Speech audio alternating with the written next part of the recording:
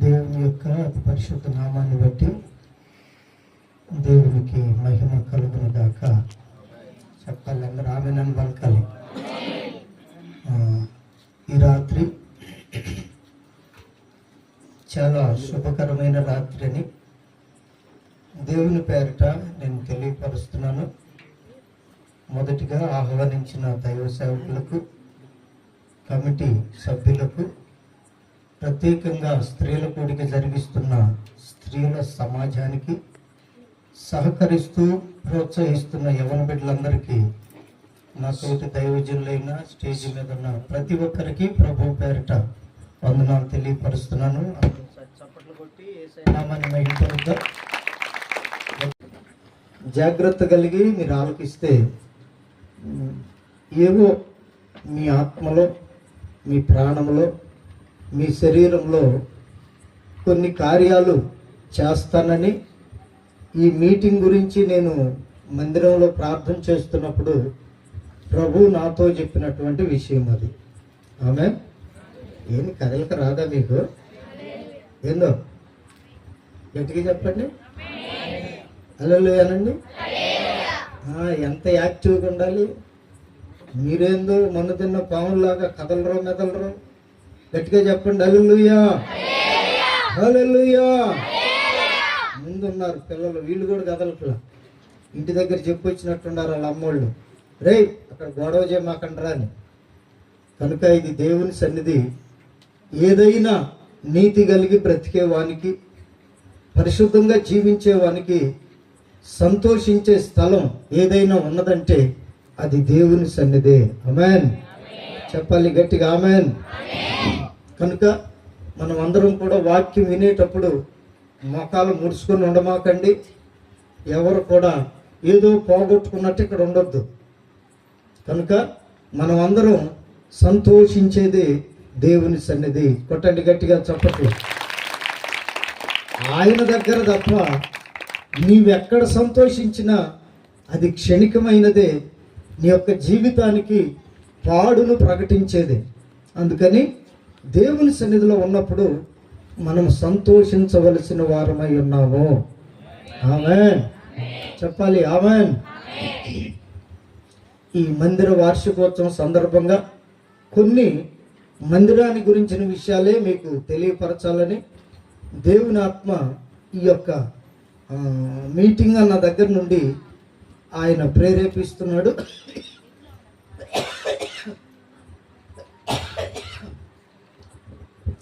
ఆ విషయాల్ని ఈ రాత్రి మీతో పంచుకోవటానికి పరిశుద్ధాత్మ దేవుడు సహాయం చేయునుగాక.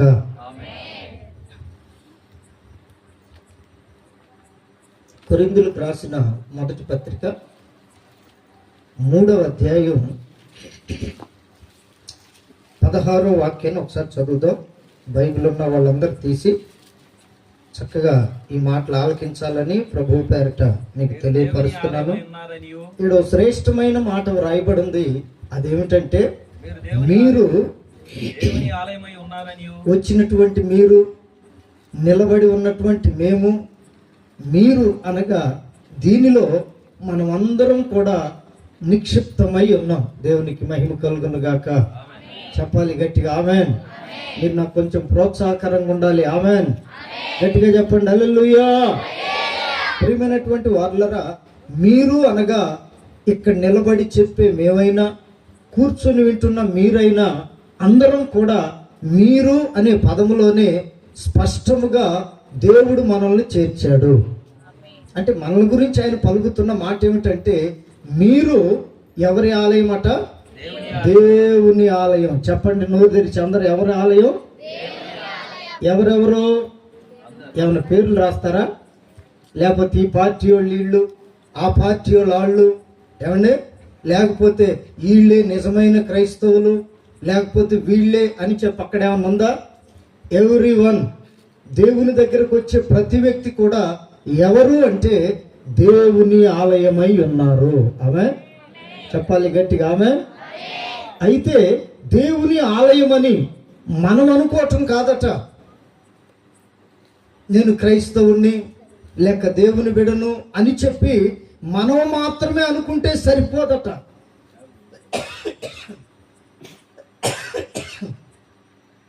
అక్కడ చెప్పిన మరో మాట ఏమిటంటే, మీరు దేవుని ఆలయము అని చెప్పి కన్ఫర్మ్ చేసే ఒక ఆయన ఉన్నాడంట. చప్పట్లు కొట్టండి ఆయన గట్టిగా, కొట్టాలి గట్టిగా. నేను బైబిల్ కొనుక్కున్నా, బాప్తీసం పొందా, అన్నీ చేస్తున్నా, అన్నీ ఇస్తున్నా, ఇది కాదట దేవుని ఆలయానికి గుర్తింపు. ఓ శ్రేష్టత, ఓ దైవత్వం, దేవుని గురించిన జ్ఞానం, దైవ నడిపింపు అంటే ఏమిటంటే, దేవుని ఆలయానికి ఉండవలసిన ఈ క్వాలిఫికేషన్ కానీ లేక ఆయన ద్వారా నేర్చుకున్న దానికి ఓ గుర్తింపు ఏమిటంటే, రెండో మాటగా చెప్తాడు, మీరు దేవుని ఆలయమై ఉన్నారనియు. అదుగోనండి బాబోయ్, శ్రేష్టమైన మాట. ఆమెను పలకండి గట్టిగా, గట్టిగా పలకండి. ఎవరట? దేవుని ఆత్మ మీలో నివసించుచున్నాడని మీరెరుగరా. ఆమెను పలుకుతారా? ప్రియమైన దేవుని బిడ్డలారా, ఇక్కడే చాలా మందికి అర్థం కావట్లేదు. దేవుని ఆలయమే, మారు మనసు పొందిన వాళ్ళమే, బాప్తీసం కూడా పొందిన వాళ్ళమే. అయితే మనకై మనమే దేవుని ఆలయము అని దేవుని మాట చెబుతుంది కదా, అంతవరకు బాగానే ఉంది. ప్రతి ఒక్కరు కూడా దేవుని ఆలయమే. స్తోత్రం కలుగును గాక. దీనిని గుర్తించటానికి, దేనిని?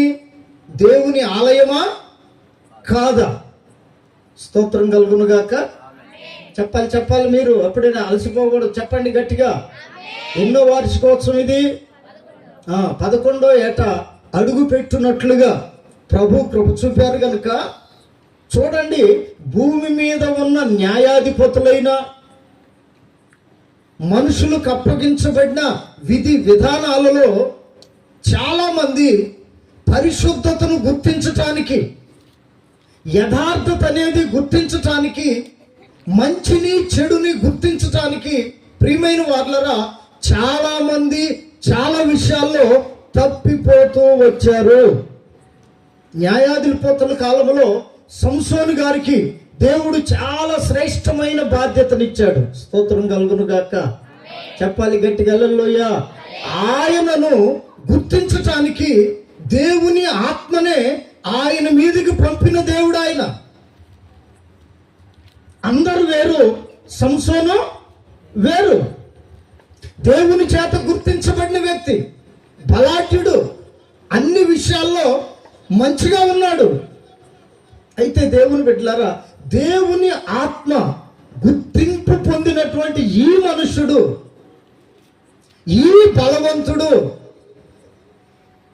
ఏం చేశాడంటే తన జీవితంలో చాలా స్పష్టంగా రాస్తాడు. ఆ 3వ మాటగా అది చదవండి ఇప్పుడు.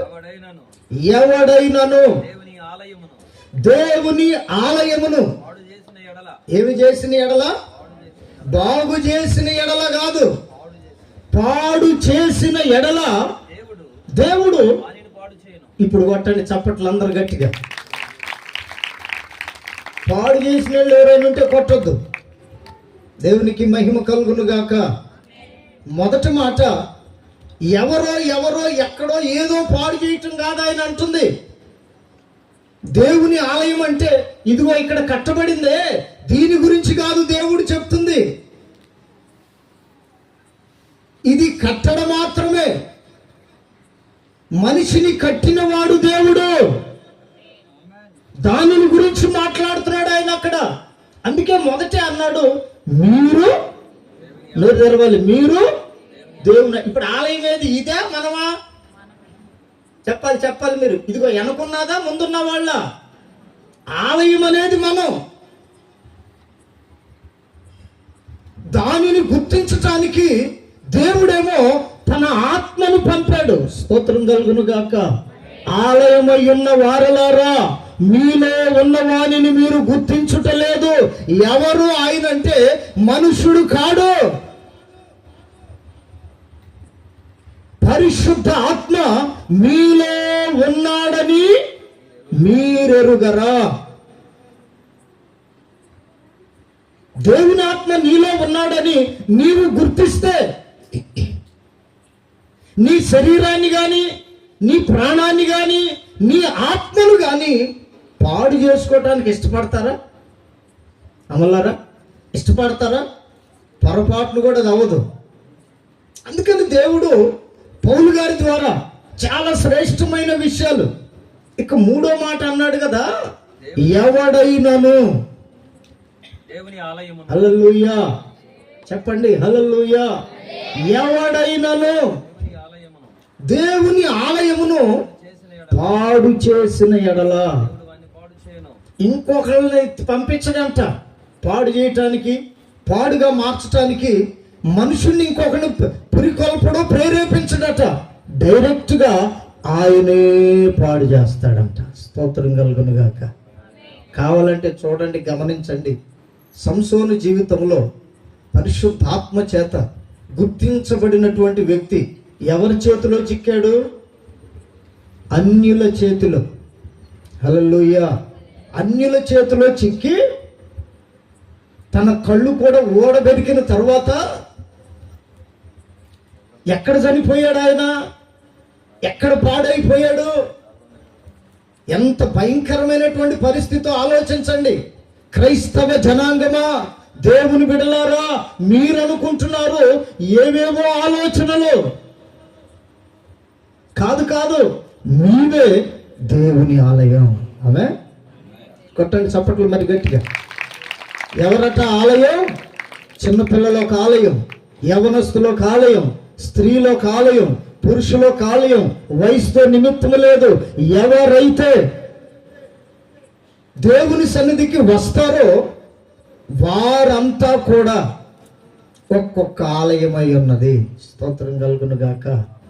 ఈ ఆలయాన్ని గుర్తించడానికి ఎవరిని ఉత్తరవాదిగా పెట్టింది దేవుడు? నోరు తెరవాలి, మీరు చెప్తే ముందుకు పోతాను నేను. ఎవరిని ఉత్తరవాదిగా పెట్టింది? ఎవరిని అంగీకరించమని పంపింది? పరిశుద్ధాత్ముడు మీలో ఉన్నాడని మీరెరుగరా అని అంతటితో ఆకుండా, మీరే దేవుని ఆలయం, పరిశుద్ధాత్ముడు మీలో ఉన్నాడు. ఉన్నప్పుడు ఎవరైనా ఆ ఆలయాన్ని, ఏ ఆలయాన్ని? ఈ ఆలయాన్ని, స్తోత్రం కలుగును గాక, మనల్ని మనమే ఎప్పుడైనా పాడు చేసుకోవాలనుకుంటామా? పొరుగింటి వాళ్ళ పాడును కోరుకుంటాం, మన శత్రువుల యొక్క నాశనాన్ని కోరుకుంటాం, కానీ మనకై మనమే పాడవ్వాలని ఎవరైనా ఆలోచన చేస్తారా? అసలు భూమి మీద అన్నం తినే ఏ మనిషి కూడా ఇటువంటి ఆలోచన చేయరు. నేను బాగుండాలి, నా భర్త బాగుండాలి, నా భార్య బాగుండాలి, అందరికి ఉద్యోగాలు రాకపోయినా నాకు పిల్లలకు మాత్రం ఉద్యోగాలు రావాలి, ఏదైనా శ్రేష్టమైన స్థానంలో నేను, నా కుటుంబం ఉండాలని కోరుకుంటారు. అయితే దేవుని వాక్యం చెప్తుంది ఏంటంటే, దేవుని ఆత్మ దానికి విరోధముగా మాట్లాడుతున్నాడు. మీరు దేవుని ఆలయం, దేవుని ఆత్మ మీలో ఉన్నారు. మీరేం చేస్తున్నారంటే, ఎవడైనను ఆలయాన్ని పాడు చేస్తే వానిని దేవుడే పాడు చేయను. పరిశుద్ధాత్ముడు వారి లోపల ఉన్నాడని తెలియక, ఎరగక, యేసుక్రీస్తు శరీరధారిగా భూమి మీద ఉన్న దినాల్లో ఆయన్ని వెంబడిస్తున్నారు కొంతమంది. ఆయన పరలోకం నుండి వచ్చిన వాడని ఎరిగి కూడా, చూడండి, వీళ్ళల్లో పరిశుద్ధాత్ముడు ఉన్నాడు, లేక పరిశుద్ధాత్మ చేత వీళ్ళు ఎన్నుకొనబడ్డారు అనుకుంటే, యేసయ్యలో ఉన్న ఆత్మ వీరిలో ఉన్న ఆత్మ ఒకటే అయ్యేది. స్తోత్రం కలుగును గాక. చెప్పండి హల్లెలూయా. అయితే ప్రియమైన వారలారా, వీరి ఊహకు, వీరి ఆలోచనలకు అందినటువంటి ఒక దేవాలయాన్ని గురించి చెప్తున్నారు ఆయనతో. ఏమిటి ఆ దేవాలయం అంటే? తీయండి, లూకా సువార్త 21వ అధ్యాయం 5వ వాక్యం నుండి చదవండి. లూకా సువార్త 21వ అధ్యాయం 5వ వాక్యం. ఇదిగోనండి, ఇక్కడ ఒకటి కనపడుతుంది, అది ఒక దేవాలయం. దాని గురించి, దానిలో వాళ్ళు గుర్తించినది. యేసు ప్రభు ఎప్పుడు కూడా మనల్ని గురించి మాట్లాడుతుంటే, స్తోత్రం కలుగును గాక, నీవురా దేవుని ఆలయం, అమ్మా నీవు దేవుని ఆలయం అని మనల్ని గురించి ఆయన మాట్లాడుతుంటే వీళ్ళు దేని గురించి ఆలోచన చేస్తున్నారో చూడండి. ఇక్కడ అక్కడ ఉన్న వారిలో కొందరు ఏమంటున్నారంటే, ఇది అందమైన రాళ్లతోనూ అర్పితములతోనూ శృంగారింపబడి ఉన్నదని దేవాలయమును గూర్చి హల్లెలూయా. ప్రభు చెప్పింది ఎవరు? ఈ దేవాలయమా? ఈ దేవాలయమా? మాట్లాడరే. ఇందాక చదువుకున్నామే, అక్కడ చెప్పింది రాళ్లతో కట్టబడిన దేవాలయాన్ని గురించా, లేకపోతే మీరు దేవాలయం అన్నాడా? మనమే దేవాలయం అని ఆయన చెప్తుంటే, ఇంకా కొంచెం పౌలు గారు ముందుకొచ్చి సంఘ క్షేమాభివృద్ధి కొరకు మీరు దేవుని ఆలయం అని ఆయన చెప్తూ ఉంటే, యేసు ప్రభువును వెంబడించిన దినాల్లో అక్కడ కొంతమంది ఉన్నారు. వీళ్ళు దేని గురించి ఆలోచిస్తున్నారంటే కట్టబడిన దేవాలయాన్ని గురించి, మనుషుల స్వహస్తములతో కట్టిన ఈ దేవాలయాన్ని గురించి మాట్లాడుతున్నారు. యేసు ప్రభు ఏమన్నాడో తెలుసా? వెంటనే ఆయన ఇదిగో ఈ కట్టడములు మీరు చూచుచున్నారే, వాటిలో రాతి మీద రాయి దేవునికి మహిమ కలుగును గాక. చెప్పండి హల్లెలూయా. ప్రియమైన వారలారా, మనము దేవాలయముగా మార్చబడకపోతే, దేవుని ఆత్మ మనలో లేకపోతే, ఉన్నాడని గుర్తించలేకపోతే ఏమిటి మనలో జరిగే క్రియ అంటే, మన యొక్క ఆలయాన్ని మనమే పాడు చేసుకుంటాం. అప్పుడు మనకు మనం కనపడం. ఏం కనపడుతుంది? అందమైన రాళ్ళు, అర్పితములు, ఏమండి కట్టినటువంటి దీన్ని చూసి, శృంగారించబడిన దీన్ని చూసి వీళ్ళు మాట్లాడుతుంటే, యేసయ్య ఏమన్నాడంటే, ఇదిగో మీరు చూపిస్తున్నారే ఈ ఆలయం రాతి మీద రాయి లేకుండా పడద్రోయబడు దినములు వచ్చును, ఇప్పుడవి వచ్చే ఉన్నవి. దేవునికి స్తోత్రం కలుగును గాక. చెప్పట్లా హల్లెలూయా. ఎక్కడో ఏదో రాష్ట్రంలో జరిగిందంటే మనోళ్ళు భలే ప్రార్థన చేశారు. మన రాష్ట్రం వరకు వచ్చింది అది. మన రాష్ట్రంలోని కొన్ని జిల్లాల్లో దేవుని ఆలయాలను పాడు చేస్తున్నారు, పడగొడుతున్నారు. నేను చెప్తున్నది శృంగారించబడిన దేవాలయాల గురించి. ప్రియమైన వారలారా, ప్రభుత్వం ఏదైనా, పరిస్థితి ఏదైనా, అదుగో అప్పుడు దేవుడు పలికినటువంటి మాట. స్తోత్రం కలుగును గాక. చెప్పాలి గట్టిగా హల్లెలూయా. ఈ సందర్భంలో మన యొక్క ఆలయానికి, మనమే ఆలయం అనుకున్నాం కదా, మన యొక్క ఆలయానికి దేవుడిచ్చిన ఆయుష్ కాలం ఎంత? నోరు తెరిచి చెప్పాలి. ఎన్ని సంవత్సరాలు? 70 సంవత్సరములు.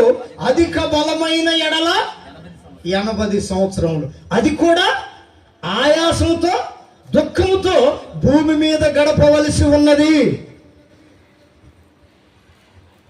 దేవుని ఆలయం అని చెప్పబడుతున్న మనకు దేవుడిచ్చిన ఆయుష్కాలం 70 సంవత్సరాలు లేక 80 సంవత్సరాలు.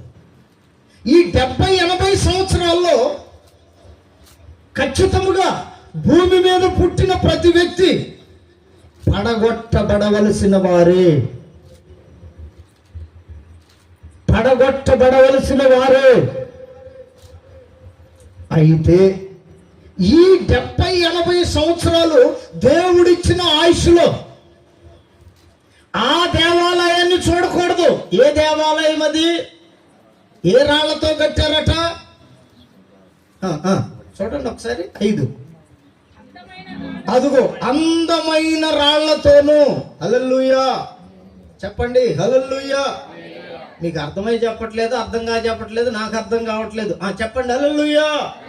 చేతులు ఎత్తండి హల్లెలూయా. మనకివ్వబడిన ఈ 70-80 సంవత్సరాల్లో చాలా మంది ఆలయాన్ని, వారే దేవుని ఆలయం అయితే, ఈ ఆలయాన్ని దేనితో వీళ్ళు సిద్ధపరుస్తున్నారంటే అందమైన రాళ్ళు. చెప్పండి, ఏ రాళ్ళు? చెప్పట్లా మీరు? ఏ రాళ్ళు? ఈ మధ్య శని పోగొట్టుకోవటానికి ఈ అందమైన రాళ్ళను వాడుతున్నారు చాలా మంది.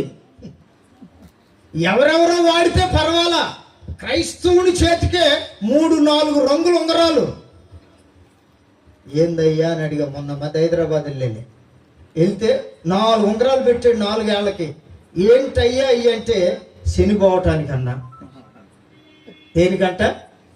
వాళ్ళకి ఆర్డర్ ఇస్తే చాలంట, వాళ్ళంతా కడిగి రుబ్బి ఏదేదో చేసి వీడి చేతికి తీసుకొచ్చి పెడతారంట. వాళ్ళకి తెలిసింది, ఎవరికి? రామేశ్వరం పోయినా అది మరి సంగతి. వాళ్ళకి తెలుస్తుంది కానీ వీళ్ళకి తెలియట్లా. ఏమి రాళ్ళు రా బాబీ అంటే అందమైన.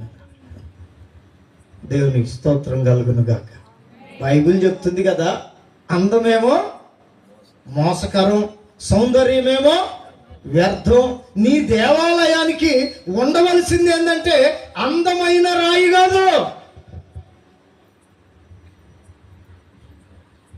అసలు ఆయన మనల్ని చేసిన అందం కంటే.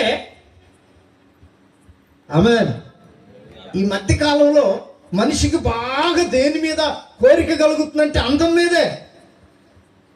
అవునంటారు కాదంటారు? అబద్ధం ఆడకుండా చెప్పండి. మీ ఊర్లో ఉందో లేదో నాకు తెలియదు కానీ నేను పోతున్న చాలా ఊర్లో ఉంది ఇది. ముఖానికి ఇది రాయకుండా బయటకు రావట్లేదండి. ఏందంటే ఎండ పొడంట. ఇదే కార్తె, ఇప్పుడు రోహిణీ కార్తె అంట.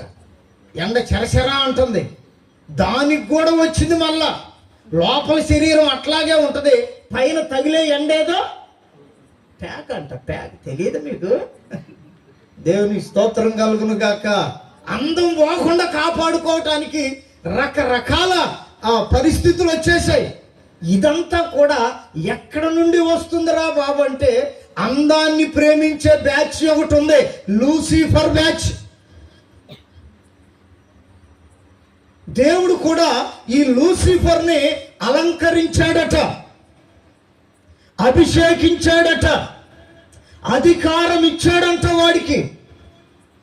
ఈ 3 ఆయుధాలతో భూమి మీద ఉన్న మనుషులను వీడేం చేస్తున్నాడంటే ఆడుకుంటున్నాడు. ఎహెజ్కేలు గ్రంథంలో ఉంటుంది ఆ మాట. 28:12 నుండి చదివితే వాడిని దేవుడు ఏ విధంగా అలంకరించాడో స్పష్టంగా రాశాడు అక్కడ. చూడండి, మనందమెంత వాడి ముందు. 28:12 తల్లి. నరపుత్రుడా, ప్రకటింపుము ఏమనగా పూర్ణ జ్ఞానమును. ఇది చూడండి, ఏ జ్ఞానం అంటే? పూర్ణ జ్ఞానమును. ఏ సౌందర్యం అట? పేరు సౌందర్య కాదు, ఈ లూసిఫర్ గారి సౌందర్యం అంట. సంపూర్ణ సౌందర్యమునకు కట్టడమునకు మాదిరివి. దేవుడు నిన్ను కట్టింది పూర్ణ జ్ఞానమును సంపూర్ణ సౌందర్యమును గల కట్టడమునకు మాదిరివి. దేవుని తోటయము ఏదేనులో నీ ఉంటివి. అదిగో అలంకరించినటువంటి అలంకరణ గురించి రాయబడి ఉంది. మాణిక్యము, గోమేధికము, సూర్యకాంతమణి, రక్తవర్ణపు రాయి, సులిమాను రాయి, మరకతము, నీలము, పద్మరాగము, మాణిక్యము అను అమూల్యమైన రత్నములతోనూ బంగారముతోనూ. హల్లెలూయా చెప్పాలి. హల్లెలూయా. నీవు అలంకరింపబడి ఉన్నావు. ఎక్కడికంటే అక్కడికి వెళితే వీడి ఆటలు సాగవని సినిమా ఇండస్ట్రీలో పోయి కూర్చున్నాడు వాడు. దేవుని స్తోత్రం కలుగును గాక. తొందరగా మైండ్కి ఎక్కాలన్నా, చూసింది వెంటనే చెయ్యాలన్నా ఎవరిని చూస్తే అనిపించిందంటే హల్లెలూయా చెప్పరే, హీరోల్ని, హీరోయిన్ని. వీళ్ళని అధిపతిగా ఉండి పరిపాలించేది ఎవరంటే చాలా మంది ఏమనుకుంటున్నారో తెలుసా? సీరియల్ చూస్తే జ్ఞానం వస్తుంది. చెప్పండి. అత్త కోడలు ఎట్లా ఉండాలి, తల్లి కూతుళ్ళు ఎట్లా ఉండాలి, ఏం చూస్తే వస్తుందంట జ్ఞానం? సీరియల్ చూస్తే వస్తుందంట, సినిమాలు చూస్తే పిల్లల జ్ఞానం నేర్చుకుంటారులే. వాడేమో వెళ్ళి వాళ్ళ మీద పడ్డాడు, ఈజీగా మైండ్కి ఎక్కించటానికి. స్తోత్రం కలుగును గాక, చెప్పాలి హల్లెలూయా. వాళ్ళు యాక్షన్ చేసి నటించే దాంట్లో ఆ సొమ్ము తెచ్చి పేదలకు పంచితే భూమి మీద పేదలు అనే వాళ్ళే ఉండరు. చప్పట్లు కొట్టండి గట్టిగా. అటువంటి వారిని ఎన్నుకొని వాడక్కడ ఆటాడిస్తుంటే దానికి తగినట్టుగా మన వాళ్ళు వంత పాడుతుంటారు. బుర్ర కథ చెప్పేటప్పుడు మెయిన్ యాక్టర్ ఒకడు, వంత పాడేవాళ్ళు ఇద్దరు ఉంటారు. అట్లాగూ అందాన్ని గురించి మాట్లాడితే అక్కడ నుండి తప్ప ఎక్కడ నుండి కూడా రావట్లేదు. స్తోత్రం కలుగును గాక. అందుకని ప్రియమైనటువంటి వార్లరా, చాలా స్పష్టంగా దేవుని వాక్యం తెలియపరుస్తుంది. అందమైన రాళ్లను చూసి వాటితోనే అలంకరించబడుతున్న దేవాలయముగా నీవు మార్చబడితే ఇంకా నీవు దేవుని ఆలయముగా లేవు. రెండవది, ఆత్మ నీలో ఉన్నాడన్న సంగతి కూడా నీవు గ్రహించుటలేదు. నీకు తెలియకుండానే అందమైన రాళ్లను నీవు చూసి ఏ విధముగా శృంగారించుకుంటున్నావో, అలంకరించుకుంటున్నావో అక్కడే అర్థమైపోతుంది మన యొక్క భక్తి ఏమిటో, మన యొక్క భక్తిలో ఉన్న భావం ఏమిటో. అందుకని ఈ దేవాలయాన్ని చూసినప్పుడు ఇది రాళ్లతో కట్టబడిందని యేసు ప్రభు దినాల్లోనే దానిని చూపించి అంటున్నారు కదా, ఇది చాలా అందమైనది. స్తోత్రం కలుగును గాక. యేసయ్య అంటున్నాడు కదా, మీ అందం అంతా ఎట్లా ఉందో చెప్పమంటారా? మీరు సున్నం కొట్టిన సమాధులు. అర్థమవుతుందండి? ఏ సమాధులు? సున్నం కొట్టిన సమాధులు. ఎట్లా ఉంటాయి సమాధులు? సున్నం కొడితే తెల్లగా ఉంటాయి, లోపలేమో ఏమండి అలివి గాని, మామూలుది కూడా కాదు, అలవి గాని కంపు, అలవి గాని వ్యతిరేకత. ఎవరైనా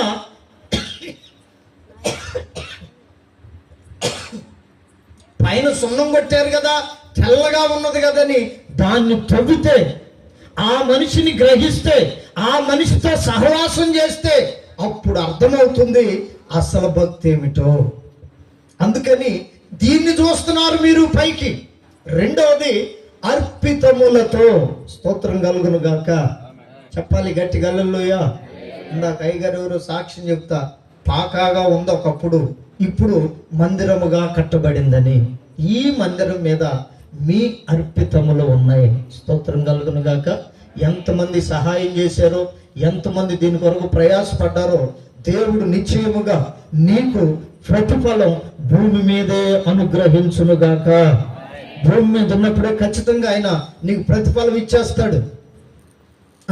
అర్పితములతోనూ శృంగారించబడి ఉన్న దేవాలయము అని చెప్పి దీని గురించి వారు మాట్లాడుతుంటే పేతురు గారు కొంచెం లోతుకెళ్ళి అసలు ఆలయం అంటే ఎట్లా ఉండాలి, ఆలయానికి సంబంధించిన సంగతులు ఏమిటని చాలా స్పష్టంగా చెప్పాడు. తీయండి ఒకసారి పేతురు మొదటి పత్రిక 2వ అధ్యాయం చదువుదాం. ప్రభువు దయాళుడని మీరు రుచి చూచున్న ఎడల సమస్తమైన దుష్టత్వమును.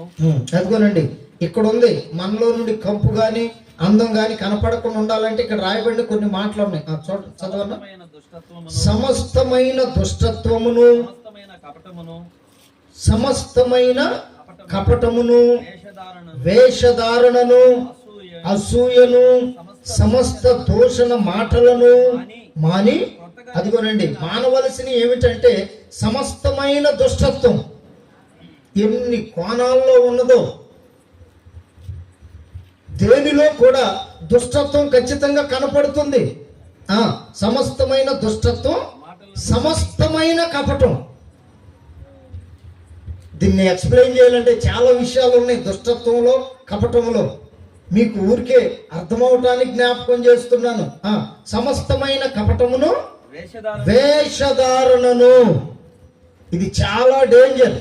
క్రైస్తవునికి అసలు దీనితో పని ఉండకూడదు. చప్పట్లు కొట్టి దేవుని మహిమపరచండి. ఏమిటి వేషధారణ అంటే పైకి భక్తి గల వారి వలె ఉండి దాని యొక్క శక్తిని అనుసరించని వారు, ఆ శక్తి ఏమిటో తెలియని వారు, వాక్యపు వెలుగులో ఉన్న గొప్పతనం ఏమిటో అనుభవించని వారు, వీరు వేషధారులు అని దేవుని వాక్యం తెలియపరుస్తుంది. వేషధారులను, అసూయను, అసూయను గురించి బైబిల్ చెప్పేటటువంటి పదం ఏమిటంటే అసూయ అనగా కుళ్ళు బుద్ధి అట. ఏ బుద్ధి? కుళ్ళు బుద్ధి. ఒకళ్ళు బాగా పాట పాడారు అనుకోండి, మనకు పుట్టే మొదటి రోగం ఏంటి? కాస్త మంచిగా దేవుని మాటలు చెప్పారు అనుకోండి, మాకు పుట్టే బుద్ధి ఏమిటి?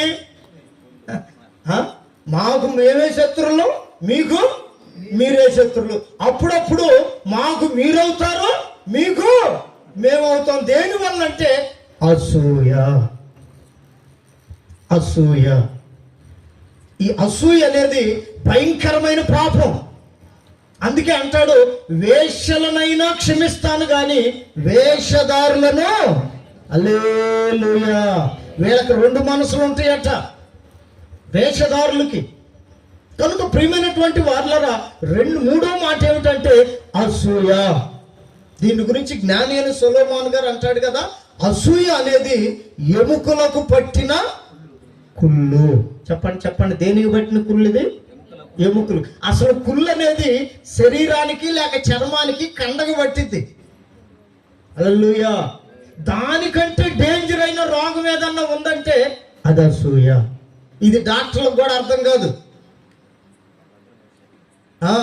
ఎన్ని మిషన్లు పెట్టినా డాక్టర్లకు కూడా అర్థం కాదు అది. ఏది? అసూయ వలన కొందరట వాళ్ళను వాళ్ళే పొడుచుకొని చచ్చారంట. ఏమంటే అసూయ ఉంటే ఎంత భయంకరమైందో చూడండి. ఇది ఎముకలకు పట్టిన కుళ్ళు. ఇటువంటివి మనలో ఉండకుండా, ఎందుకంటే ఎప్పుడు గ్రహిస్తాము ఇవన్నంటే మనము దేవుని ఆలయం అని. ఎప్పుడైతే దేవుని ఆత్మచేత నీవు హెచ్చరించబడతావో, స్తోత్రం కలుగును గాక, ఎవరిని చూడను, నిన్ను నీవే చూసుకుంటావు. సహజ అందాన్ని చూసుకోవటానికి అద్దం ముందుకెళ్ళి నిలబడినప్పుడు ఏ విధముగా నీలో ఉన్న సహజ అందం సౌందర్యం కనపడి ఎక్కడ బాగోలేదో, ఎక్కడ సరైన స్థితిలో లేదో నిన్ను నువ్వు ఏ విధంగా సరిచేసుకుంటావో, ఎప్పుడైతే నువ్వు దేవుని ఆలయం అనుకుంటావో ఆ సమయంలో జరిగేది ఏంటంటే నిన్ను నీవే సరి చేసుకోవటం ప్రారంభిస్తావు. స్తోత్రం కలుగును గాక. చెప్పండి గట్టిగా హల్లెలూయా. నీలో నీకు మార్పు వస్తుంది. ఎదుటోళ్ళను చూసి అసూయ ఉండదు, వేషధారణ ఉండదు, సమస్త విధములైన కపటం, సమస్త విధములైన దుష్టత్వం మనలో ఉండకుండును గాక. పలకాలి గట్టిగా ఆమేన్. అసూయయు సమస్త దోషణ మాటలను మాని క్రొత్తగా జన్మించిన శిశువులను పోలిన వారై నిర్మలమైన వాక్యమును పాల వలన రక్షణ విషయంలో ఎదుగు నిమిత్తము, చప్పట్లు కొట్టండి గట్టిగా, రక్షణ విషయంలో ఎదుగు నిమిత్తము ఆ పాలను అపేక్షించుడి. ఇదే ఇప్పుడు నీకు వినపడుతున్న పాల మాట ఏమిటంటే ఈ మాటే, దేవుని మాట. రక్షణ విషయంలో ఎదుగు నిమిత్తమై వాక్యం అనే పాలను అపేక్షించుడి. అపేక్షించుడి. అంత బాగుంటుంది కానీ దేవుడు మాట్లాడేటప్పుడు కొందరికి నచ్చదు. దేవునికి మహిమ కలుగును గాక. చెప్పాలి హల్లెలూయా. ఎందుకంటే మనం దేవుని ఆలయమని గ్రహిస్తే ఆయన మాట చక్కగా దేవుని ఆలయంలోనే ధ్వనిస్తుంది. ఆమెను పలకండి, గట్టిగా పలకండి. ఆయన మాట దేవుని ఆలయంలోనే వినపడుతుంది. నీవు ఆలయం అయితే ఆ మాట నీకు స్పష్టముగా, సూటిగా, యథార్థముగా ఆ మాటను బట్టి నీవు బాగుపడతావు తప్ప బాధపడవు. ఇది దేవుని ఆలయమై ఉన్నటువంటి వారికి ఉండే సూక్ష్మమైన లక్షణం. ఈ దేవుని మాట వినపడుతున్న వెళుతున్నప్పుడు మనలో ఉన్న లోపం ఖచ్చితంగా సరి చేసుకోగలగాలి. ఇదే రక్షణలో నువ్వు ఎదుగు నిమిత్తమై పొందేటటువంటి అనుభవము. గట్టిగా ఆమేనని పలకండి, గట్టిగా చేతులెత్తి చెప్పండి ఆమేనని. దేవుడు మిమ్మల్ని హెచ్చించును గాక. రక్షణనే ఎదుగునట్లు వాక్యమనే పాల వలన మీరు పెంచబెడుదురుగాక. ప్రియమైనటువంటి దేవుని బిడ్డలారా, అంతటితో ఆగకుండా ఆయన చాలా విషయాలు చెప్పాడు. చూడండి, మనుషుల చేత విసర్జింపబడినను దేవుని దృష్టికి ఏర్పరచబడినదియు అమూల్యమును సజీవమునైన రాయియగు ప్రభువునొద్దకు వచ్చిన వారై. చప్పట్లు కొట్టండి, గట్టిగా గట్టిగా కొట్టాలి. ఆ మధ్య కాలంలో ఒక బుద్ధి లేనోడు ఈ మాటే చదివాడు. ఏ మాట? యేసుక్రీస్తు గురించి వ్రాయబడి ఉంది ఇక్కడ 4వ వాక్యంలో. ఏమని? మనుష్యుల చేత విసర్జింపబడినను దేవుని దృష్టికి ఏర్పరచబడినదియు అమూల్యమును సజీవమైన రాయియగు ప్రభువునొద్దకు వచ్చిన వారై. ఈ మాట చదివి పేరు కూడా చెప్పమని చెప్తా గాని, కరుణాకర సుగ్గుణ ఈ మాట చదివి అంటాడు, నీకు వాక్యం చదవటం తెలియట్లేదు, ఏమన్నది అన్నాడు. వచ్చిన వాళ్ళు బెదిరియటానికి బాగా అలవాటు. దేవుని స్తోత్రం కలుగును గాక. చెప్పండి హల్లెలూయా. ఈ మాటని అంటాడు, మీ దేవుడు ఎవరో తెలుసా?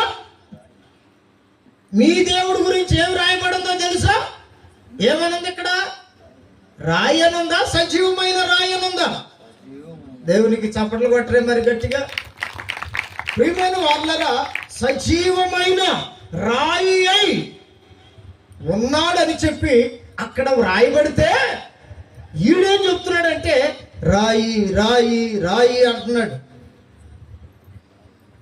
సజీవమైన రాయికి కూడా అసలు ఆ వ్యత్యాసం తెలియని వాళ్ళ చేత మనల్ని బట్టి దేవుడు దూషించబడుతూ ఉన్నాడు. ప్రియమైనటువంటి దేవుని బిడ్డలారా, మనమందరం ఎవరం అంటే దేవుని ఆలయము. స్తోత్రం కలుగును గాక. చెప్పండి హల్లెలూయా, చెప్పండి హల్లెలూయా. మన ప్రవర్తన చక్కగా లేకపోవటం వలన, ప్రవర్తన అంటే చెప్తాను మీకు ఖచ్చితంగా, ఇది కొన్ని ఊర్లో జరుగుతుంది. ఏమిటి ఆ ప్రవర్తన అంటే, వాళ్ళు వచ్చి మన దగ్గర తినట్లా, మనం వెళ్ళి వాళ్ళ దగ్గర తింటే తప్పేమిటి? మనం ఎవరో పూజ చేస్తున్నాము, ఎవరికి మొక్కుతున్నాము, ఎవరికి రక్తం చిందిస్తున్నాము, ఇవన్నీ లేవు కదా. దేవునికి మహిమ కలుగును గాక. అక్కడ జరుగుతున్న సంగతులను ఇక్కడతో పోల్చి, ఆ మధ్య కాలంలో చెప్తాను ఎందుకో, దేవుని ఆత్మ ప్రేరేపిస్తుంది. ఆ తల్లి గారు మన మందిరానికి వస్తారు. ఆయన ఉన్నాడే వాళ్ళ ఆయన గారు, ఆయన పొరపాటును కూడా రాడు మందిరానికి. ఏమో మందిరానికి వస్తుంటే అంటాడు కదా, ఎందుకే నువ్వు మందిరానికి పోయేదే? ఇక వాళ్ళ లాంగ్వేజ్లో వాళ్ళు మాట్లాడుకుంటారు. భార్యాభర్తలకు ఉన్నంత స్వతంత్రం ఇంకెవరికి ఉండదు. స్తోత్రం కలుగును గాక. అంత స్వతంత్రంగా మాట్లాడితే ఒకరోజు ఏమైందంటే, ఆయనకు ఒకటి తెలుసు బాగా విద్య. ఇది కొడతారు చూడండి, డప్పు. ఈ విద్య బాగా తెలుసు ఆయనకి. ఏం చేశాడంటే, అదేదో ఊరేగించుకుంటా పోతుంటే దాన్ని కొట్టడానికి వెళ్ళాడు. ప్రియమైనటువంటి దేవుని బిడ్డలారా, ఎన్ని తిట్లు భార్యను తిట్టాడో ఆమె అంటది కదా, అయ్యా అవి మనకు తగదు. స్తోత్రం కలుగును గాక. ఇప్పటి వరకు దేవుడు మనకి ఏది తక్కువ కాకుండా చేస్తూనే ఉన్నాడు. నీకేం తెలిసే పిచ్చిదనా? ముందు బాటిల్ ఇస్తారు, బిర్యానీ పెట్టిస్తారు, ఏది కావాలంటే అది ఇప్పిస్తారు, అలసట లేకుండా కొట్టేస్తారు అన్నాడంట. వెళ్ళాడు. మొత్తానికి ఏం జరిగిందంటే, ఆ కొట్టేటప్పుడు గులాం పోసారు నెత్తిన. ఏం తెలియనట్టు చూస్తున్నారు కానీ ఇక్కడ జరగట్లా. స్తోత్రం కలుగును గాక. చెబుదాం గట్టిగా హల్లెలూయా. గులాం నెత్తిని పోసేటప్పటికి ఆ పక్క నుంచి ఎద్దులు పోతున్నాయి. ఈ రంగు చూసేటప్పటికి వాటికి కన్ను అదిరిందో చెదిరిందో అంటారు చూడండి, అదైపోయి ఎవరిని దాఖలావి. ఎవరైతే దేవుని బిడ్డను దూషించాడో, అనవసరమైన నిందలు మోపాడో, ఈయన వెనక నుండి వచ్చి నడుము మీద పెట్టి ఒక గుద్దు గుద్దు ఎత్తేసింది. ఇక అంతే సంగతులు. కొట్టేది ఇడిపోయిందో, సత్తిని కదరా అని నలుగురు మోసుకొచ్చారు ఇంటి దగ్గరికి. సూది లేపించాడు, హాస్పిటల్ తీసుకెళ్ళాడు, ఏమి లేదు దాంట్లో, కానీ నొప్పి మాత్రం తగ్గట్ల. అప్పుడు అందంట భార్య వెళ్ళి, నువ్వు పాస్టర్ గారిని దూషించావు, నన్ను కూడా, నీ భార్యను కాబట్టి నన్ను దూషించినా పర్వాలా, అవమానపరిచినా పర్వాలా, దేవుని సేవకుల్ని దూషించావు గనుక ఆయన దగ్గరికి వెళితేనే నీకు ఈ జబ్బు పోతుందంట. ఎన్ని రోజులు పడతారండి? ఎన్ని రోజులు అనుభవిస్తారు? మొత్తానికి ఆయన తీసుకొని వచ్చారు మందిరానికి. ఆ కాలువ కట్ట మీద నేను నడుస్తా తిట్టిన రోజుల్లో నేను ఎరుగుదును. ఆమెను తిట్టుకుంటా వచ్చిన రోజులు. ఆ కాలువ కట్ట మీద నుండే మోసుకొని వస్తున్నారు ఆయన్ని. ఏమైందంటే, అయ్యో నేనేం చెప్పలేను నా కోసం అన్నా, అంతకు మునిపే ఏదేదో అయ్యా నేను ఆయనకి, ఇప్పుడు అన్ననైపోయా. దేవునికి స్తోత్రం కలుగును గాక. చెప్పండి హల్లెలూయా. అందుకని ప్రియమైన వారలారా, సజీవమైన రాయి అనగా మాట్లాడేది. స్తోత్రం కలుగును గాక. జీవము కలిగినది. హల్లెలూయా. ఈ రోజు వరకు కూడా దేవుని మాట ఎటువంటి రాయినైనా, ఎటువంటి మొద్దుబారిపోయిన రాళ్ళను కూడా ఆయన మాట సుత్తి వలె ఏ విధంగా బ్రద్దలు చేస్తున్నదో అది అక్కడున్న రాయి యొక్క నిర్వచనం. స్తోత్రం కలుగును గాక. వాడికి అర్థం కాక అంతా అదే అని చెప్పి, ఎందుకంటే వానిలో దేవుని ఆత్మ లేడు. చెప్పండి ఎవరు లేరు? దేవుని ఆత్మ లేడు. వాడు దేవుని ఆలయము కాడు. కనుక ప్రియమైనటువంటి వారలారా, ఎవరెవరో ఎదుట మనము దేవుని నామాన్ని అవమానపరచడానికి గల కారణం ఏమిటంటే, లోకములో ఉన్న వారి లక్షణాలే మనలో కనపడటం వలన మనం ఏమనుకుంటున్నాం తెలుసా? దాన్ని అందం అనుకుంటున్నాం, అందమైన రాయి అనుకుంటున్నాం, అర్పితములు అనుకుంటున్నాం, శృంగారించబడి ఉన్నాం, అందరికంటే మనం అందంగా ఉన్నాం అని మనకు మనమే అనుకుంటున్నాము. కానీ అసలు మనం మారవలసిన, ఆలయంలో ఉండవలసిన లక్షణాలు ఏమిటంటే ఇప్పుడు 5వ వాక్యంలో ఉంది, చూడండి త్వరగా. యేసుక్రీస్తు ద్వారా దేవునికి అనుకూలములకు ఆత్మ సంబంధమైన బలులు అర్పించుటకు పరిశుద్ధ యాజకులుగా ఉండునట్లు మీరును సజీవమైన రాళ్ల వలె ఉండి ఆత్మ సంబంధమైన మందిరముగా కట్టబడుచున్నారు. చప్పట్లు కొట్టేసేను, మహింపరుద్దాం. కొట్టాలి గట్టిగా, ఇంకా రావాలి శబ్దం, గట్టిగా కొట్టండి. అయిపోయినట్లే మీకు భోజనాలు ఉన్నట్లున్నాయి, గట్టిగా కొట్టండి. మరి ప్రియమైనటువంటి వారులారా, మనము ఏ ఆలయముగా మారాలి అంటే అందమైన రాళ్లతో కట్టబడిన ఆలయం కాదు. అర్పితములు ఇచ్చాము చాలు, కానుకలు సందాలు ఇచ్చాము చాలు, మనం ఎట్ట బతికినా ఏ విధంగా ఉన్నా సరిపోతుంది అనేది కాదు. మీరు దేవుని ఆలయమై ఉంటే అక్కడ వ్రాయబడిన మాట చాలా స్పష్టంగా చెప్తున్నాడు. 5వ వాక్యంలో బలి అర్పించుటకు పరిశుద్ధ యాజకులుగా ఉండునట్లు మీరును యేసయ్య వలె సజీవమైన రాళ్ల వలె ఉండి. హల్లెలూయా. మనము కూడా ఏ రాళ్లగా మారాలట? సజీవమైన రాళ్ల వలె ఉండి. ఆ సజీవమైన రాళ్లతో ఏమి కట్టబడుతుందంటే ఆత్మ సంబంధమైన మందిరం. ఆమేన్. చెప్పాలి గట్టిగా, ఆమేన్. అద్భుతమైన విషయం చెప్పమంటారా? ఇదిగో ఈ రాళ్ళల్లో ఆత్మ ఉండడు. ఎంత అందమైన రాళ్ళైనా, ఎంత నేర్పరియని శిల్పకారులు తెచ్చి గొప్ప దేవాలయాలు కట్టిన, గొప్ప గొప్ప శిల్పుల చేత నిర్మించబడిన ఈ రాళ్ళల్లో దేవుని ఆత్మ ఉండడు. ఆమేన్. చెప్పాలి గట్టిగా, ఆమేన్. ఎక్కడుంటాడంటే నాయన సజీవమైన రాళ్లగా యేసయ్య వలె మనం ఎప్పుడు మార్చబడతామో మన ద్వారా దేవుడట ఆత్మ సంబంధమైన మందిరాన్ని కడతాడు. స్తోత్రం కలుగును గాక. ఈ మందిరం కాదు సుమా, దేవుని మందిరం లోపల ఉంటామే, మన ద్వారా ఆత్మ సంబంధమైన మందిరాన్ని ఆయన కట్టువాడై ఉన్నాడు. అందుకని ఆయన అంటాడు కదా, మీరే దానికి పునాది, మీరే దాన్ని నిర్మించేది, మీ వలనే మీ ద్వారానే ఈ కార్యాలన్నీ జరుగుతాయి. అయితే మీరు కట్టబడేటప్పుడు, సజీవమైన రాళ్ళుగా మీరు కట్టబడేటప్పుడు పరిశుద్ధాత్ముడు మిమ్మల్ని గుర్తించాలి. స్తోత్రం కలుగును గాక. చెప్పండి హల్లెలూయా. యేసుక్రీస్తు కూడా అదే చెప్పాడు, నేను వెళ్ళిపోవటం వలన మీకు మేలు జరుగుతుంది. ఏమిటంటది, ఇప్పటి వరకు నేను సత్యాన్ని మీకు బోధించాను, నా నామములో పంపబడే ఆదరణకర్త పరిశుద్ధాత్ముడు వచ్చి మిమ్ములను సర్వసత్యములో నడిపిస్తాడు. స్తోత్రం కలుగును గాక. ఆయన చేత మనం గుర్తింపు పొందాలండి. హల్లెలూయా. పథకం రావాలంటే ప్రభుత్వం చేత గుర్తింపు పొందాలి. నువ్వు పరలోకం చేరాలంటే దేవునికి అనుకూలమైన సజీవమైన రాయిగా మారి ఆత్మ సంబంధమైన మందిరముగా కట్టబడాలంటే పరిశుద్ధాత్మ చేత గుర్తింపు పొందాలి. ఆమేన్. చెప్పట్లా? మీకు ఏదో కోపం వచ్చినట్టుంది, గట్టిగా చెప్పండి హల్లెలూయా, హల్లెలూయా. మీరు కోపపడినా పర్వాలేదు, కానీ పాపం చేయకుండా ఉంటే మాకంటే సంతోషించే వాళ్ళు ఎవరుండరు. స్తోత్రం కలుగును గాక.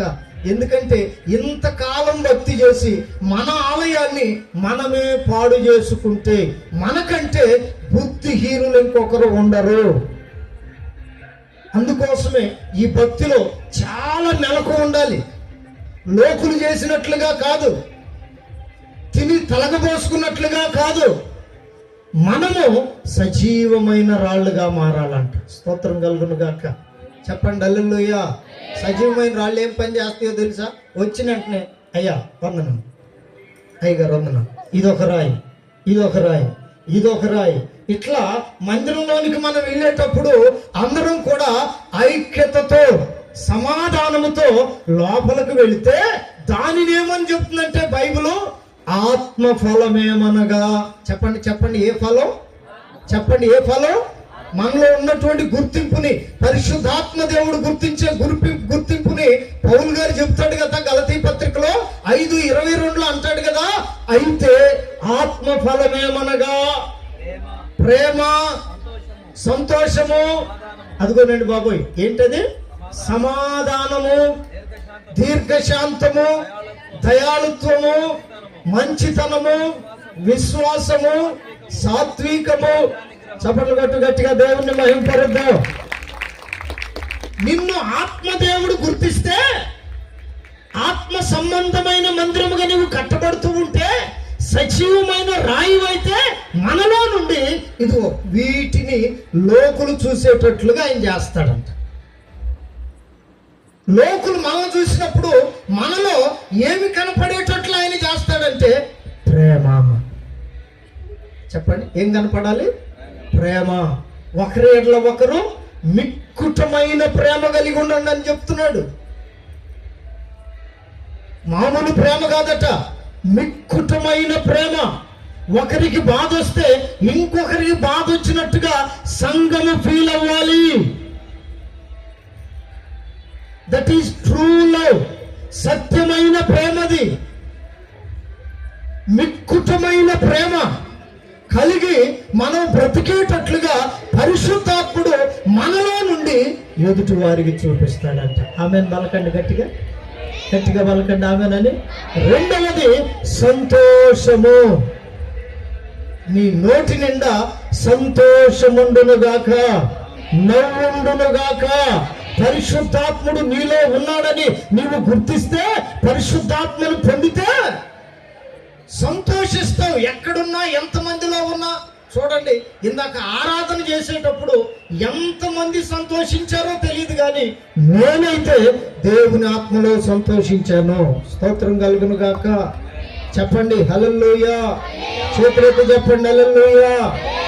నేను బాధకున్నైనా బాధకున్నైనా విశ్వాసినైనా సేవకులమైనా మనం ఏ స్థలములో ఉంటే ఆ స్థలములో ఏ విధంగా మారిపోవాలి? ఆలయముగా మారిపోవాలి. ఆమేన్. పలకండి గట్టిగా ఆమేన్. ఎవరింటికి వెళ్ళినా మనం దేనితో వెళ్ళాలి? ఆలయమై వెళ్ళాలి. ఆ ఇంట్లో మనం అడుగుపెట్టినప్పుడు నిశ్చయముగా దేవుని ప్రేమ ఆలయం అనేది ఆ ఇంటిలో మన ద్వారా. అందుకే ప్రభువు చెప్తాడు, నీవు ఏ ఇంట అడుగు పెడితే ఆ ఇంటికి ఏం చెప్పమన్నాడు? సమాధానము కలుగునుగా కని చెప్పండి, లేక శుభము కలుగునుగా కని చెప్పండి. ఆ ఇల్లు యోగ్యమైనదైతే మీ సమాధానము ఆ ఇంట్లో ఉంటది. యోగ్యం కాకపోతే మీతోనే వచ్చేస్తుంది. నిజమే, చాలాసార్లు చాలా కుటుంబాల గురించి ప్రార్థన చేసినప్పుడు రిప్లై ఉండదు, సమాచారం ఉండదు, సమాధానం ఉండదు దేవుని యొద్ద నుండి. వెంటనే మీరు గ్రహించవలసింది ఏమిటంటే, ఎంత ప్రార్థన చేస్తున్నా సమాధానం లేదంటే అక్కడ ఆ ఇల్లు సమాధానమునకు యోగ్యమైనది కాదు అని గుర్తించి ఎన్నో సందర్భాల్లో చాలా కుటుంబాల గురించి ప్రార్థన చేసినప్పుడు నా జీవితంలో కూడా దేవుడు సమాధానం ఇవ్వలేదు వారి గురించి. నేటి వరకు కూడా కొందరు అట్లాగనే ఉన్నారు.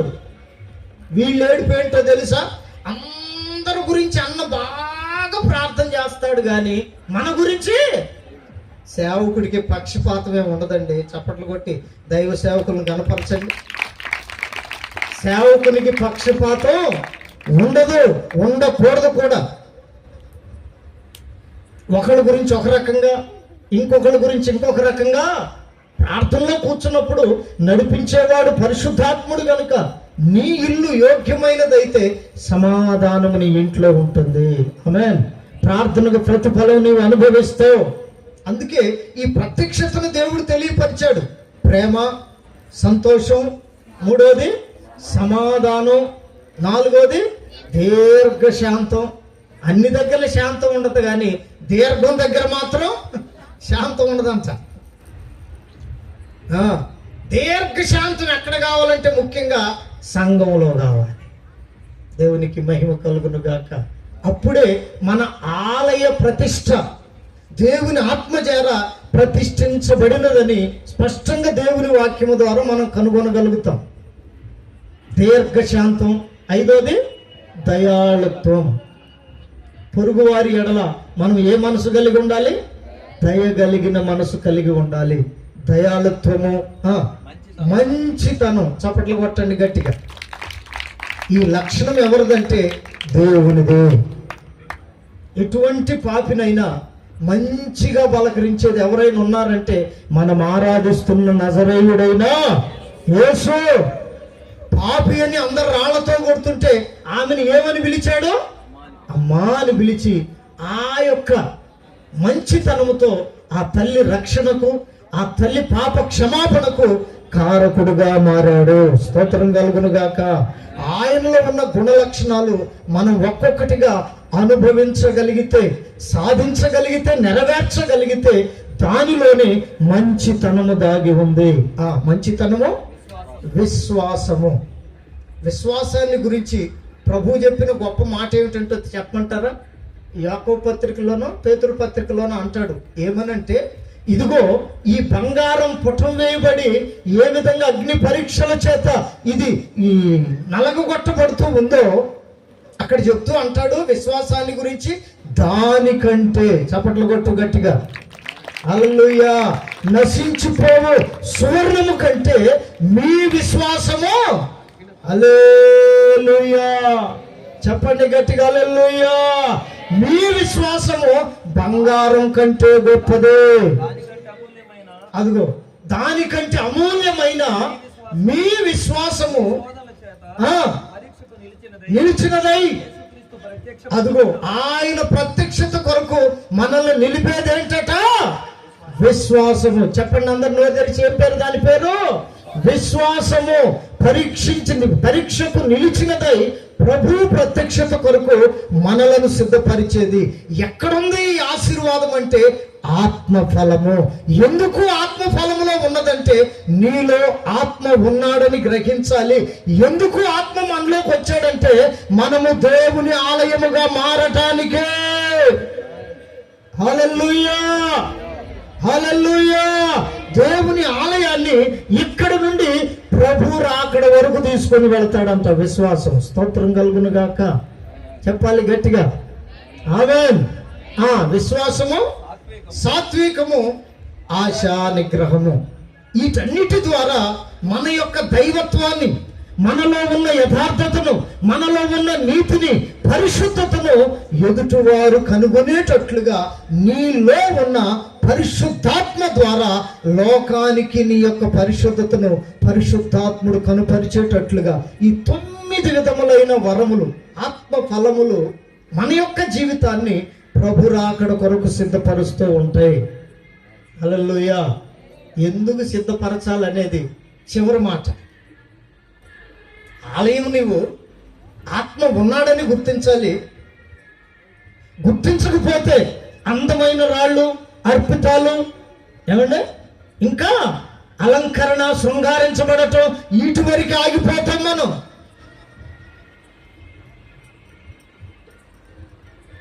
అప్పుడు మనం సజీవమైన రాయిగా ఉంటాం. అందమైన రాయి కాదండి. హల్లెలూయా. చెప్పండి హల్లెలూయా. ఏమవుతుంది? ఈ సజీవమైన రాయిగా ఎట్లా మార్చబడతామంటే చదివారు కదా, పలు శోధనల చేత నిలిచినదై. ఈ రాయి సజీవమైన రాయిగా మారటానికి శోధనలు, శ్రమలు, భయంకరమైన పరిస్థితులు గుండా వెళ్ళి అక్కడ కూడా చావు అనేది ఉండదంటే ఈ రాయికి. స్తోత్రం చెప్పండి గట్టిగా. అప్పుడు మనం ఆత్మ సంబంధమైన మందిరముగా కట్టబడుదుముగాక. చెప్పండి గట్టిగా ఆమేన్. ఇదిగో ఇక్కడ ప్రారంభించబడిన ఈ ఆలయం ఎక్కడి వరకు వెళ్ళిద్దో తెలుసా? ఇప్పుడు తీయండి ప్రకటన గ్రంథం 21వ అధ్యాయం 19వ వాక్యమో 20వ వాక్యంలో ఉంది ఆ మాట. 19 నుండి చదవండి. ఆ పట్టణపు ప్రాకారపు పునాదులు అమూల్యమైన నానావిధ రత్నములతో అలంకరింపబడి ఉండెను.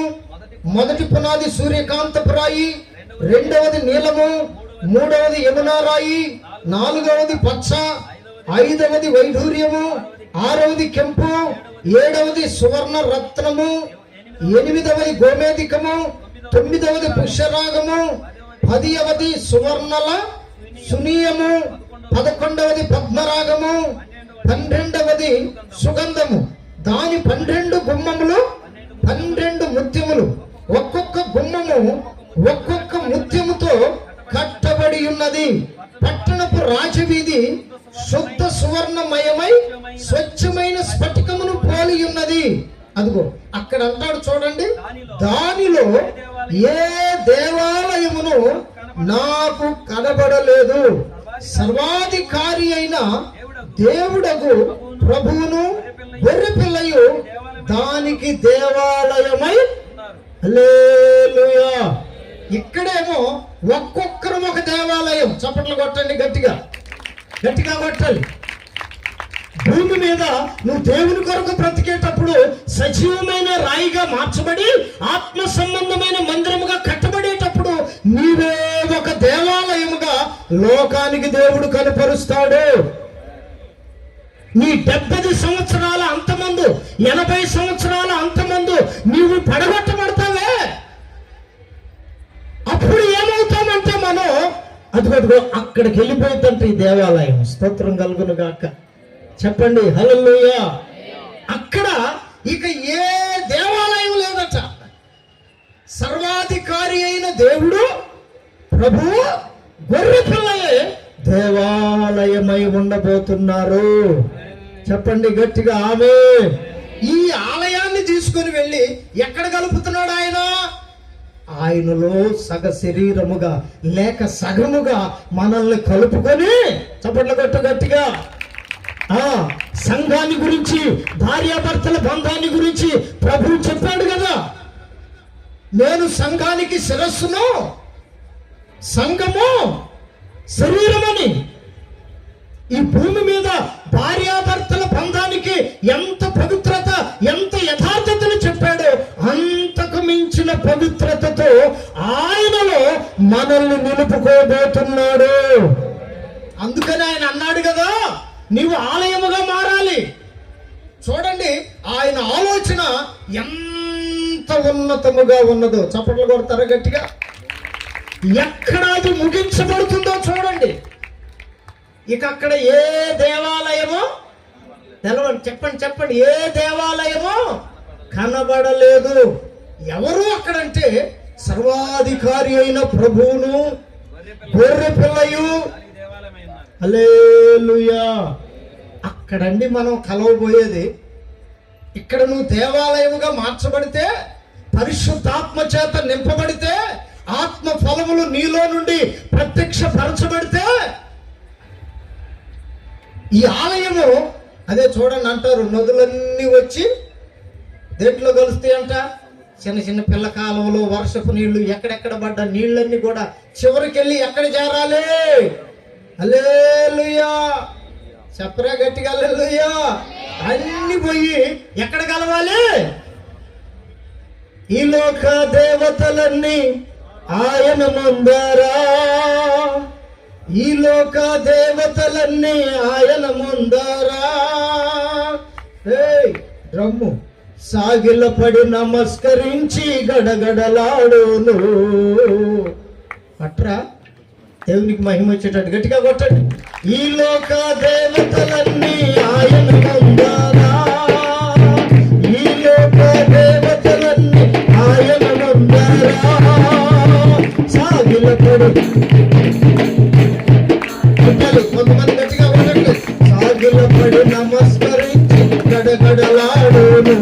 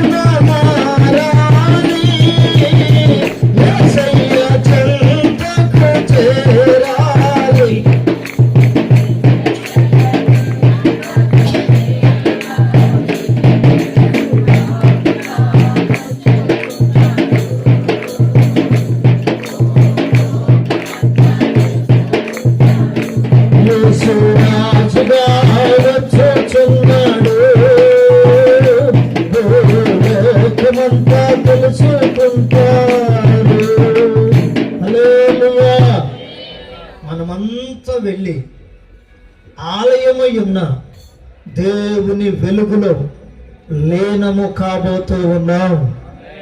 ఆయన మహిమలో పాలు పంపులు పొందబోతూ ఉన్నాం.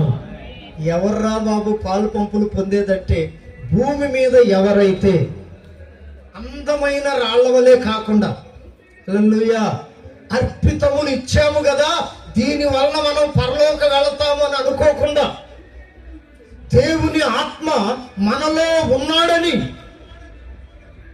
ఆయన చెడిపోయిన పనులు చేయనివ్వడు,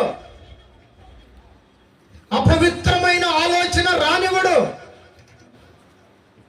అందాన్ని చూసి మోసపోయేటట్లుగా చేయడు.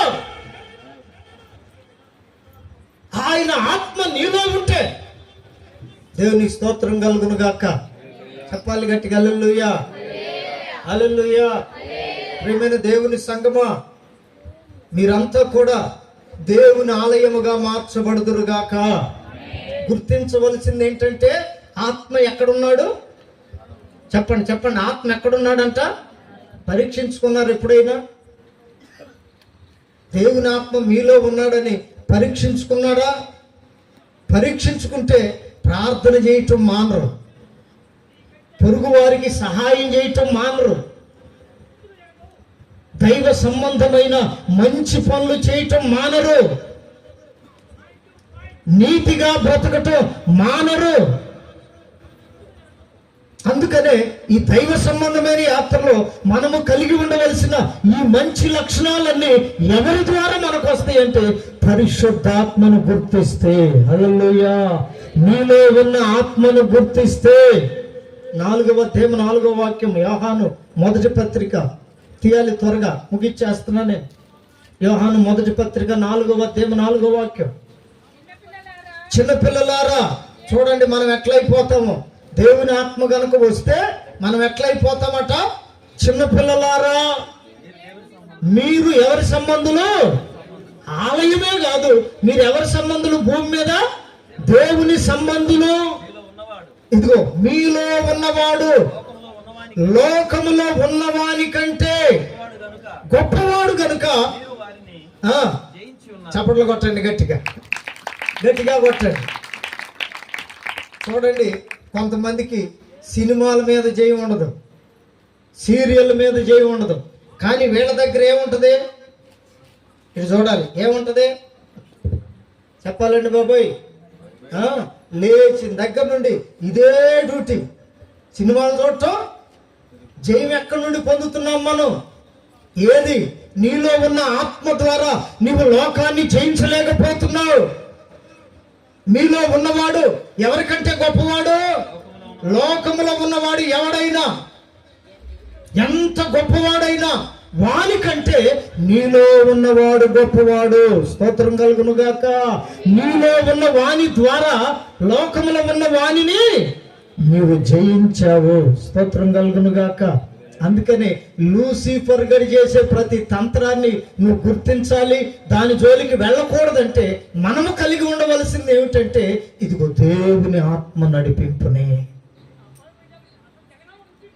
అందుకని ప్రియమైన వారులారా, నా జీవితంలో కూడా నేను దేవుని ఆత్మ కలిగి ఉన్నప్పుడు, ఇప్పుడు కలిగి ఉన్నాను. నన్ను చంపటానికి తీసుకొని వెళ్ళారు. ఈ ఒక చిన్న మాట చెప్పి ముగిస్తాను. నన్ను చంపటానికి తీసుకొని వెళ్ళారు. సేవ చేస్తున్నాను త్రిపురాంతకంలో. అక్కడ కొంతమంది డాక్టర్లకి, కొంతమంది సేవకులకి నచ్చక దేవుడు అద్భుతాలు చేస్తున్నాడు. అది నచ్చక వీడు వచ్చాడు, మన హాస్పిటల్ మూతబడిందని చెప్పి చాలా మంది డాక్టర్లు అమ్మేసి అనుకున్నారు. అది వాళ్ళకి నచ్చక 2 వ్యక్తులకి నన్ను అప్పగించారు. అప్పగించి వాడిని ఏ విధం చేతనైనా చంపాలి. చంపితే 5 లక్షలు ఇస్తామన్నారంట. 5 లక్షలు ఇస్తామంటే వీళ్ళు ఒప్పుకొని అడ్వాన్స్ ఇవ్వమంటే ఒక 80,000 ఇచ్చారంట. ఇక నన్ను ఆల్ నైట్ ప్రేయర్కి వెళ్ళి వస్తుంటే అదేదో పొడి చల్లారు తల మీద, కొంచెం కళ్ళు మొత్తం అయిపోయినాయి. ఇక నన్ను తీసుకొని వెళ్ళారు చంపటానికి. ఒక అడవిలోకి తీసుకొని వెళ్ళి ఈ గుండు చేసి తెల్లటి పౌడర్ ఒకటి, పసర ఒకటి, ఎల్లో కలర్లో ఉంది ఆయిల్, ఈ 3 తలకు రుద్దేవాళ్ళు. తలకు రుద్దితే ఇదిగో నా యొక్క మనిషి యొక్క రూపం నీడలా కనపడేది. నాకు మనిషి వేరు, నీడ వేరు కదా. నీడలా కనపడేది. ఈ విధంగా కనపడుతుంటే ఎందుకు ఇట్లా అయిపోతుంది అనేది అర్థం కాదు.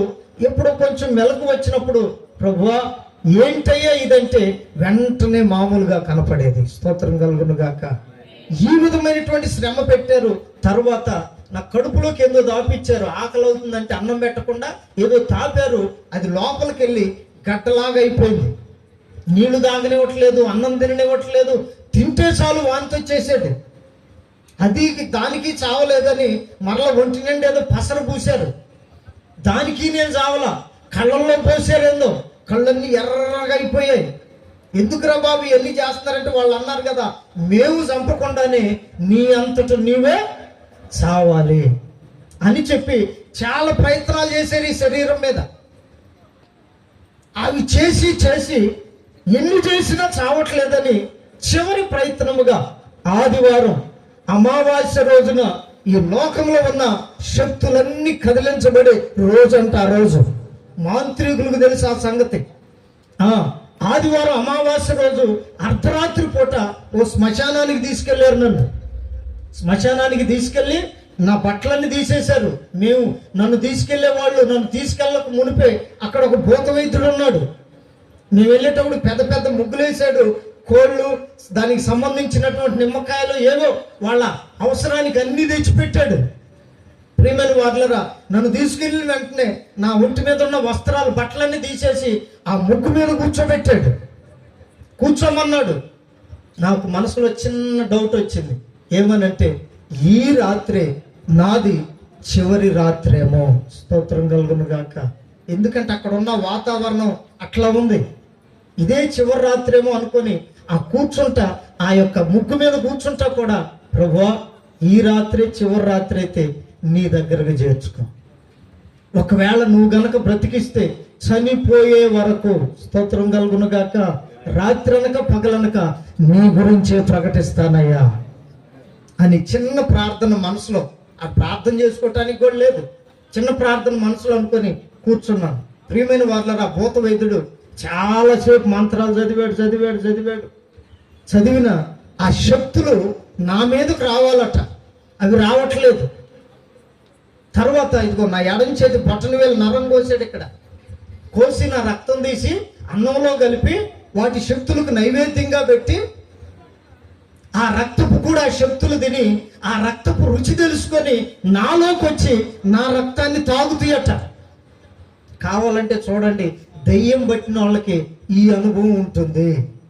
ఎంత తిన్నా కానీ చెప్పరే, ఒంటికి పట్టిద్దా? రక్తాన్ని తాగుతాయి. వాటి యొక్క ఆ స్పర్శ అటువంటిది. అట్లాగూ ఆ శక్తులని వచ్చి నా రక్తాన్ని తాగితే, రక్తం లేకపోతే ఏమైపోతాడు మనిషి? చచ్చిపోతాడు.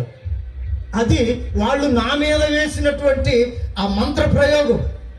ప్రియమైన వార్లరా, చాలాసేపు ఆ రక్తపు కూడా వాటికి పెట్టి ఇక ఎదురు కూర్చొని చదువుతున్నాడు మంత్రాలు. అర్ధగంట సేపు అనర్గళంగా ఆపకుండా మంత్రాలు చదివి చదివి చదివి చదివి అట్లాగనే వాడు వెనక్కబడిపోయాడు.